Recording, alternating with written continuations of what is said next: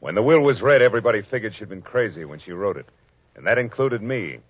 But I changed my mind after spending a night on an island with a pig, a cat, and an ape.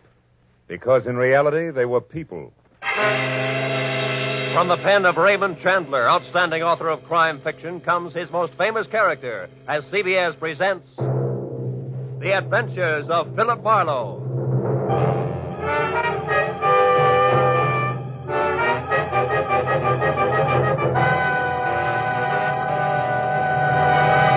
And now, with Gerald Moore starred as Philip Marlowe, we bring you tonight's unusual story, Where There's a Will. I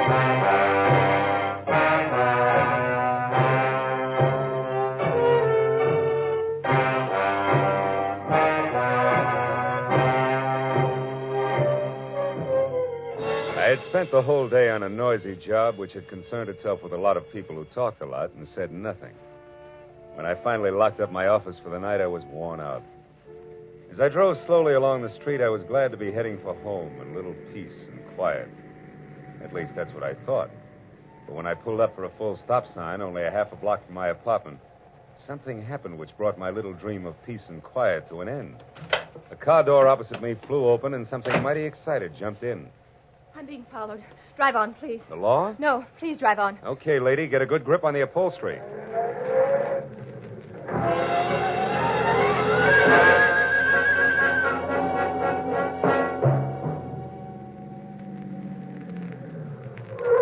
There, that ought to do it.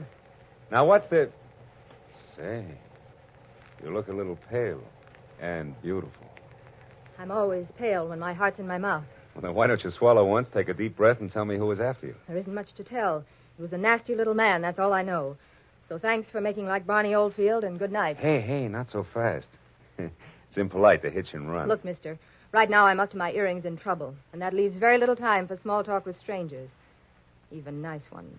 Well, in that case, the name is Philip Marlowe, which takes care of the stranger part, and I'm a private detective, which makes trouble my business. Where do we go from there? No place. $300,000 worth of hidden bonds, a screwy old lady, and a sculptor with a red beard are too much for any one-man police force, Mr. Marlowe. So again, good night. Before I could say anything, she was out and gone.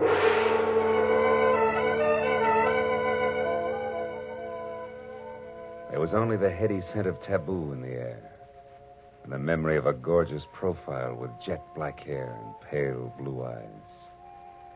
I sighed like a schoolboy and decided to put her under the heading of things that pass in the night. But I couldn't.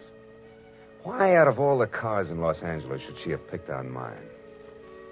Well, the next morning, as I was walking down the corridor to my office door, I was still seeing pale blue eyes. Maybe that's why I didn't notice the man who waited outside my door until I was almost on top of him. He was well-dressed and about 35. He looked like a man who had forgotten how to smile. Marlowe. Right. I want to compliment you on your behavior last night, Mr. Marlowe. Barbara told me about it. Oh? Come on in, Mr. Shields. Edward Shields. Would you be interested in aiding 3 people in a search for more than $250,000 in negotiable bonds? 1% of which will be yours if the bonds are found? Being a fairly fast man with figures, yes. Yes, I would. Splendid. I'd like a few details.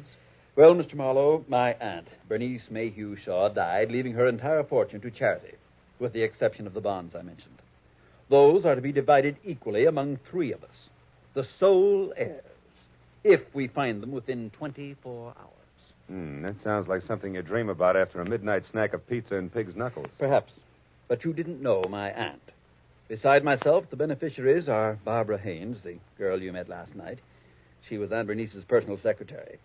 And another nephew, Harlan Crane, who, at the moment, happens to be a sculptor. Happens to be? 6 months ago, he was a sailor.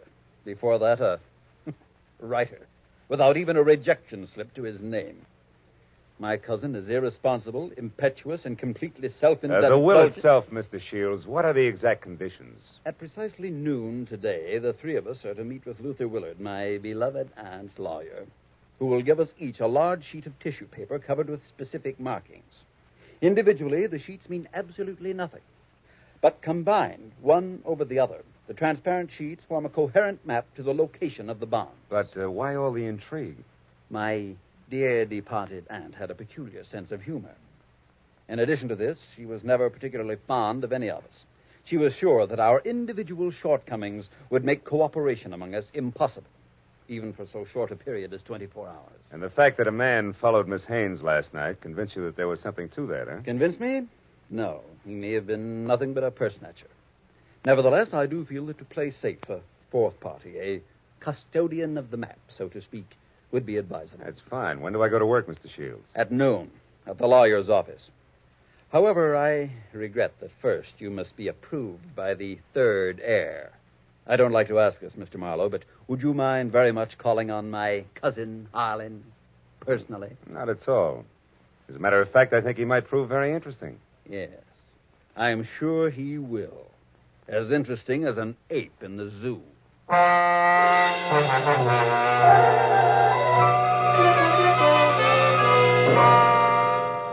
felt like saying, look, Shields, I'm not as gullible as I look. But then I thought a client's a client, and I decided to play along.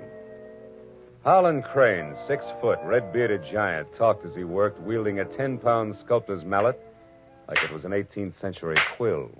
I'll be frank with you, Marlowe. Money isn't everything to me and never has been. However, $100,000 will buy a lot of marble. Half the state of Vermont, I'd say. But coming to the point, Mr. Crane, do I get your seal of approval? Oh, I imagine you'll be all right. Anyone who can get by Shields, the all-American Scrooge, ought to do. Thanks, $1 million. I'm not being personal where you're concerned. It's just a matter of facing a fact bluntly. Edward Shields is conniving, avaricious, and dull. I heartily recommend him to nobody. And the girl, Barbara, you feel the same way about her? No, I don't. And the truth of the matter, Marlowe, is that I know very little about Barbara Haynes. What I do know, I like very much. Yeah, that I can understand. Marlowe, do you realize that once you have the whole map in your possession, you're worth an awful lot of money? Of course I do. The whole map, I have a market value of exactly $300,000. That's right, fellow. $300,000, dead or alive.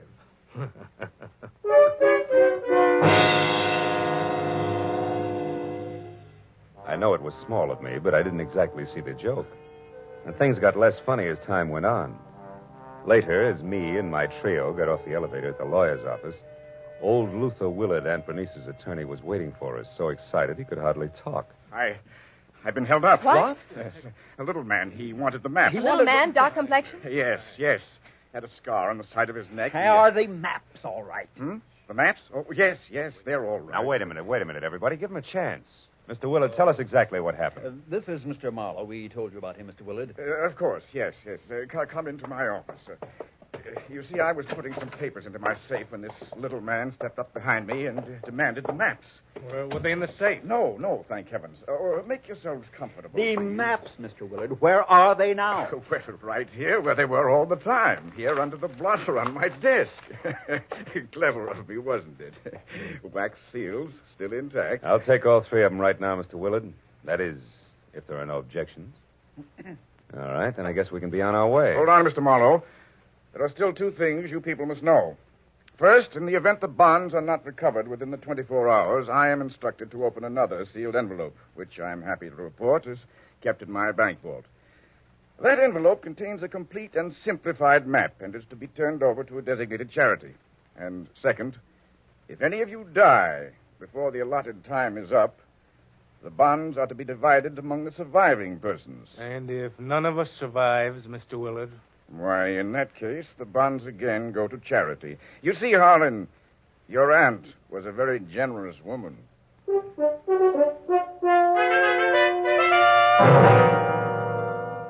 After arranging to meet with the 3 heirs at Shields' place later that afternoon, I headed for the nice and public library, where I figured I'd be able to examine the maps in safety. By placing the 3 maps exactly one over the other, I saw that the bonds were hidden on the larger of 2 squares of land called Twin Islands, which were the personal property of the late Bernice Mayhew Shaw, and located in Indian Lake in the San Bernardino Mountains. As I left the library with the 3 maps in my pocket, I felt like a well-fed mallard on the opening day of hunting season. Then I knew I was being followed. As I slipped into a doorway and turned, I saw it was the nasty little man with the scar. All right, you. We're through playing tag. Oh, let me go. Ooh. Not yet, Shorty. Not until you talk loud and clear. No, don't hit me, please. Please hit me down. I'll tell you everything. All right. If you're sure you can get it all straight the first time, there. Now, the whole story, beginning, middle, and end. Yeah, like you say. Whole story. Okay. Starts like this. Oh!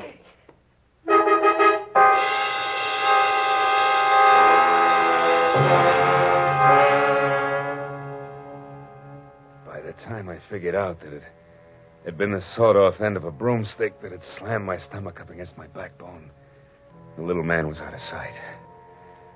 Another 5 minutes went by before I quit calling myself sucker and I started to think straight. The nearest public locker was in the Santa Fe Trailways bus depot on Cahuenga. I went up there and deposited 2/3 of the map for safekeeping until we were ready to leave for Indian Lake.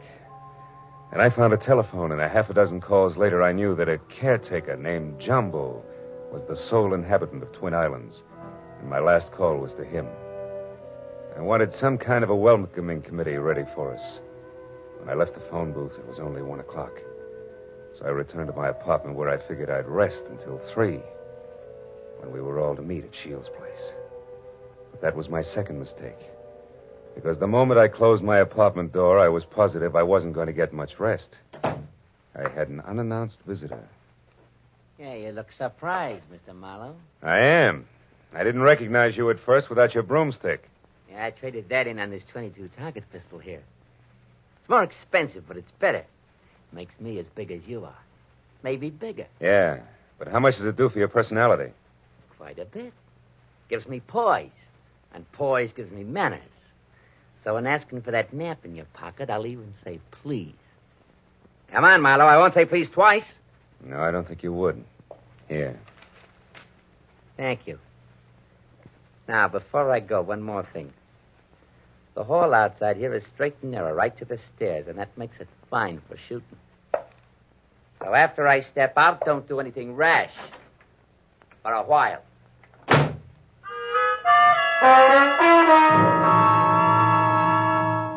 So, loving life as I do, I didn't do anything rash for a while. In fact, I could have whipped up a nice 7-minute frosting before I moved at all. And I phoned the 3 heirs to get together at my apartment. When I finally had them all seated in front of me, I related the saga of the little man, including my premonition that one of the 3 present was signing his paychecks. Of course, I got nothing but Cupid-doll innocence out of any of them. So after adding that we'd get underway just as soon as the missing 1/3 of the map was returned to me, I threw my trench coat over my arm and told them I was going for a walk. But before leaving them, I reminded them that whoever was behind the little man could fire him, because I would never have kept all 3 maps in one place anyway, unless all of the heirs were on hand to watch one another. And then I left. I hadn't walked more than a half a block up Franklin when I stopped at the sound of Barbara running after me. Phil, I'm scared. Harlan and Shields are acting like a couple of wild men, calling each other every name under the sun. What'd you expect? Chit-chat about the weather? Now quit acting like a bobby soxer within squealing distance of Sinatra and try a cigarette. It'll calm your... What is it, Phil? Why are you smiling like that? What's wrong? Nothing's wrong, Barbara. Nothing. It's just that I found this in the pocket of my trench coat when I went for my cigarettes. It's the map. That's right. The missing 3rd. It's back already.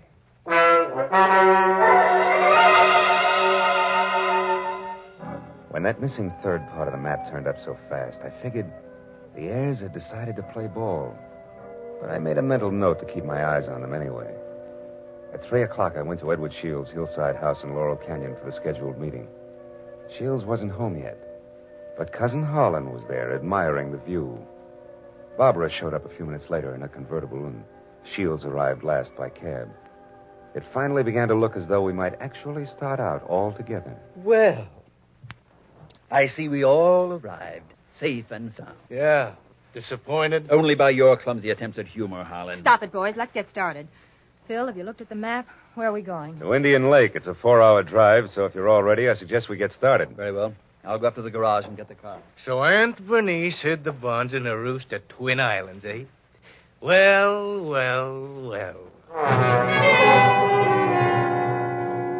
Nobody seemed surprised at the location Aunt Bernice had chosen to hide her bonds. And Harlan, Barbara, and I stood on the front porch watching Shields as he climbed the very steep driveway to his garage in the car. But Barbara got more of my attention than Shields. She made a mighty dreamy picture. And she leaned casually back against the rail of the porch. She wasn't aware that I was watching her. And I suddenly saw her go tense, her eyes filled with fear, and I quickly turned to follow her stare. Shields' car was going at a rapid clip down the steep driveway. I still couldn't figure out Barbara's concern, and then she started screaming. The car's out of control. The car was headed for the edge of a cliff. His brakes are out. You go over. The tree stopped him. Shields, are you hurt? No, I'm all right. The brakes. I tried to stop You them. hadn't hit that tree. Should have gone over the edge. Let's have a look at those brakes, Shields. Well, no wonder. What is it? Brake line's broken. Every drop of fluid drained out. I might have been killed. No might about it, Shields. We stood there for a while, all looking at one another, but nothing was said. Brake lines rarely snap accidentally. And I remembered that Harlan had been at Shields' house early, and the car had been in the garage, and Barbara... Well, I had to admit that she actually had anticipated the car going out of control. Well, the 24 hours for finding the bonds were slipping by, and I knew we had to get to Indian Lake. We held a short powwow without passing the peace pipe, and we decided to take Barbara's car. We picked up the rest of the map, which I'd checked at the bus station, and we shoved off. After a 4-hour drive that was about as relaxing as the thought of an overdue time bomb in a day nursery, we finally pulled up to the shores of Indian Lake. Jumbo, the caretaker, was waiting at the dock. He knew how to handle a boat, and a few minutes later we could see Twin Islands. We headed for the smaller of the two, where I could make out a rambling lodge. The other island, a quarter of a mile away, seemed deserted. Shields was the first one ashore. Here, Barbara, let me help you. Run along, boy. I'll help Barbara. Thanks, Harlan. Well, Marlowe, what now? Well, first we go up to the house. Oh, Jumbo, you got everything ready for us? Hey, Jumbo. Huh? Oh, sure, everything's ready, Mr. Marlowe. Just like you said, I opened 4 of the upstairs rooms. Open the rooms? We're not going to sleep out here, are we? We're going to try. But this isn't a vacation. We're here to find the bonds and get out. You realize it's almost 9 already? That leaves us just 15 hours, Marlowe. Yeah, I know. I got a good watch, and I count to 24, and I'm also giving orders to Don't you 3. get high-handed, Marlowe. You're an employee of ours, and that's all. Let's get the map together and start looking for those bonds right now. Take it easy, big man. The bonds are hidden on the other island. The map is as tangled as a second-hand spider web. We wouldn't get anything at all down in the dark. That's your opinion. Look, you people hired me to help you find those bonds. If I have to get nasty to make you take orders, I can do that, too. Now, let's play like we're smart and go up to the lodge and relax. All right, Marlowe. But remember, we'd better have those bonds by tomorrow, or someone else will be nasty. Very nasty. And I mean me. What? You too?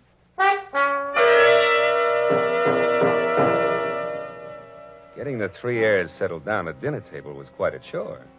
And when I was sure they'd keep an eye on each other, I slipped outside. I hid 1/3 of the map in a drain pipe. Then I went upstairs to my room, and I hid another 1/3 in the window shade. Now, the maps were settled, and I began to think about other things, like the accident to Shields' car. There were too many accidents and coincidences to suit me. So I decided to drop in on Cousin Harlan's room to see what I could see. After 15 fruitless minutes, I was about to leave when something in the wastebasket caught my eye. The corner of a half-hidden handkerchief monogrammed H.C.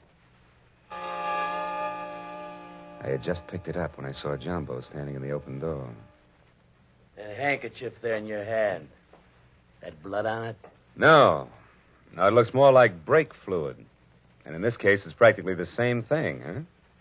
I think we'll leave it right here in the wastebasket, Jumbo. Oh, did you want something? Just wanted to say I'll be in my own place out back if you want me. Okay. You know where Mr. Shields is? He's out in the veranda. Alone? Yeah? Thanks, Jumbo. If I need anything, I'll call you. Good night.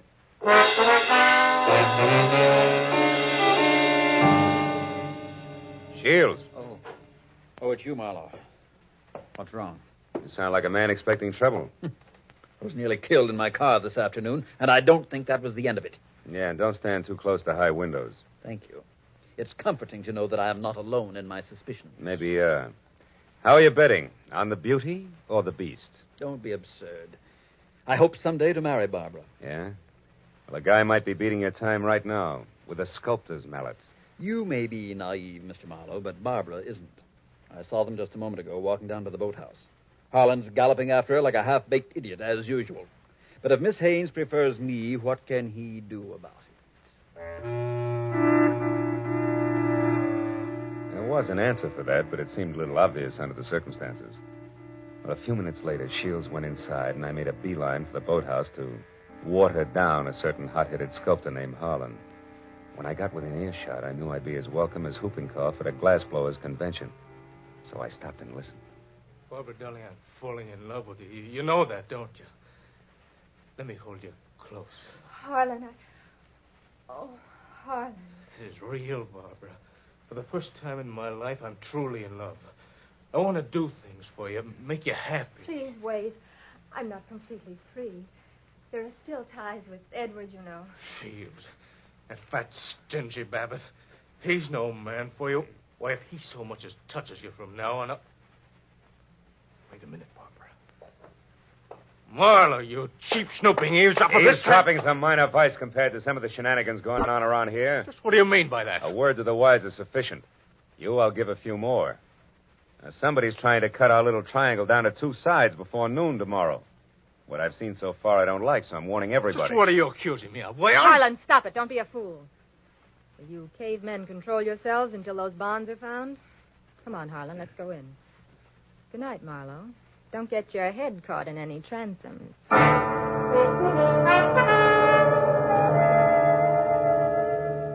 Deciding sleep wouldn't be very healthy for a man in my position, I decided to sit up that night. And it was about 2 o'clock when I looked out the window and saw something mighty interesting. A light was moving on the other island opposite us. I got hold of Jumbo and we went over there as fast as we could.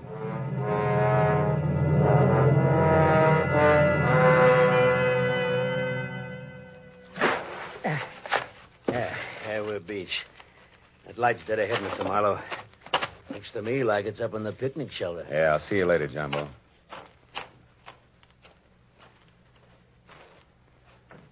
Who's there? Guess who? Oh, Marlowe. I didn't hear you come up. The wind's too strong, I guess. I'm glad to see you. Spooky here all alone. Oh, sure. What's the idea? Decide to do a little freelance prospecting? Yeah, that's right. Bernice Mayhew loved this spot. And I had a hunch she hid the bonds here in the base of this table. Oh, I guess I was wrong. Oh, come on, Marlowe. Limber up. You can't blame me for trying. Listen, beautiful, don't flap your eyelashes at me. I can't see anything but double crosses right now. All right, if you've had your fun, let's go back to the lodge, Don't be that way, Phil. Phil, the sun will be coming up in 2 or 3 hours. Why not wait for it here with me? Barbara, baby, don't burn up too many calories with that routine. Because I only keep 1/3 of the map on me. You think you're so smart. Bright ideas hatch in that cute little brain of yours, too. Now let's... Oh, comes the gun with a pearl handle, no less. Stay away from me, Marlowe. Over there. Hey, what's going on here, anyway? Jumbo! Look out, Jumbo! Jumbo stepped into the light and Barbara turned. I made a swipe at her gun hand that knocked pistol, purse, and lamp all over the picnic shelter. I found the gun and gave it to Jumbo. Then I started to pick up an assortment of knickknacks that had spilled out of her purse. But I never finished, because one of the items made my eyes pop. It was the monogrammed handkerchief covered with brake fluid that I'd found in Harlan's room. It all made sense now. It tied up everything that I'd suspected right along. Only 2 of my trio had planned to split up the $300,000 worth of bonds from the first. As I ran for the motor launch, I yelled at Jumbo to bring Barbara over in the rowboat. All the way back, I had the panicky feeling that I was probably too late. But when I sneaked in the front door of the lodge, there were still 2 voices, and they came from the open kitchen door. With my hand on my gun, I edged along the wall and peeked in. Shields, you're a fool. Perhaps. But I'm going to kill you and have a perfect case of self-defense. What are you talking about? Your hopelessly framed cousin, Harlan. I ruined the brakes on my own car. I planted your handkerchief, stained with brake fluid, in your room. Marlowe found it. He's convinced that you tried to kill me.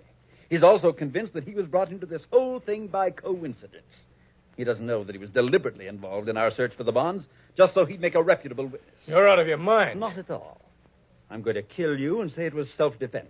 Marlowe will testify that you tried to kill me before. What Marlowe's going to do is blow your head off if you don't drop that gun, Shields. Marlowe. Yeah, Marlowe.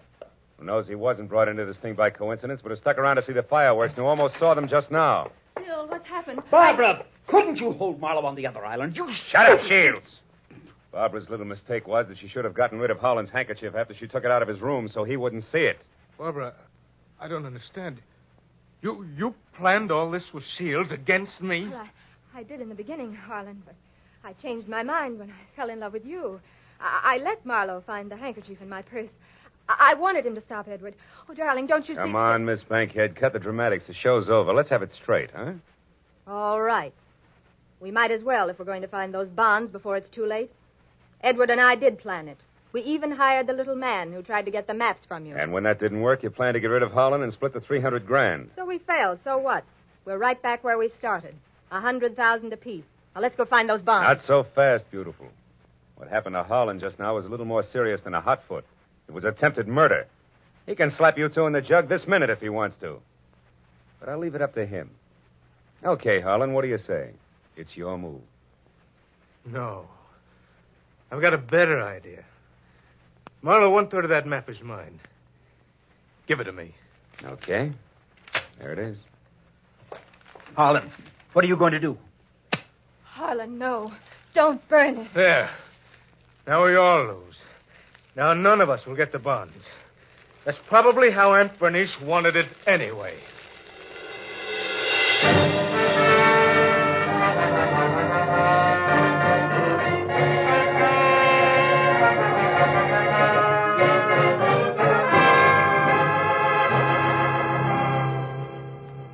It was almost noon.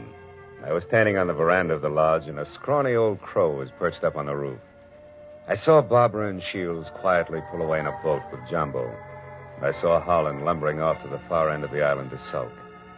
And as I watched the three of them, I couldn't help thinking. A pig in a pinstriped suit, an ape with a red beard, and an alley cat in nylon. Yeah. Keep laughing, Aunt Bernice. You were right. Greed, treachery, and rashness don't mix, even for 24 hours. And the 1% of the bonds I was to get? Well, that's my contribution to charity. Who knows? Maybe I can take it off my income tax.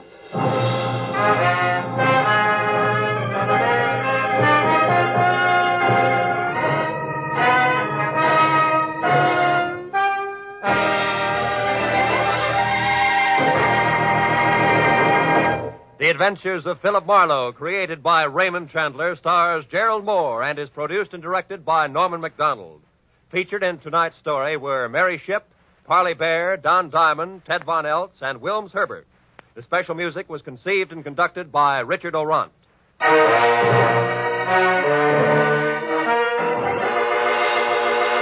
Be sure to be with us again next week when Philip Marlowe says... When I got the crisp $50 bill in advance, I figured my client had a heart of gold. But after I was beat up, double-crossed, and shot at, I realized just how hard a heart of gold could be.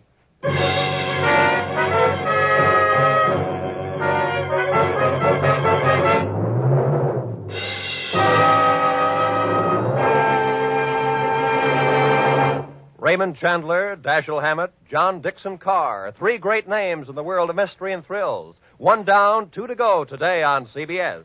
Now that you've heard Raymond Chandler's Philip Marlowe in action, CBS invites you to hear Dashiell Hammett's Sam Spade in action tonight, followed by John Dixon Carr's personally written radio series, Cabin B-13. Chandler, Hammett, Carr, today and every Sunday, over most of these CBS stations. It's a mystery if you miss them.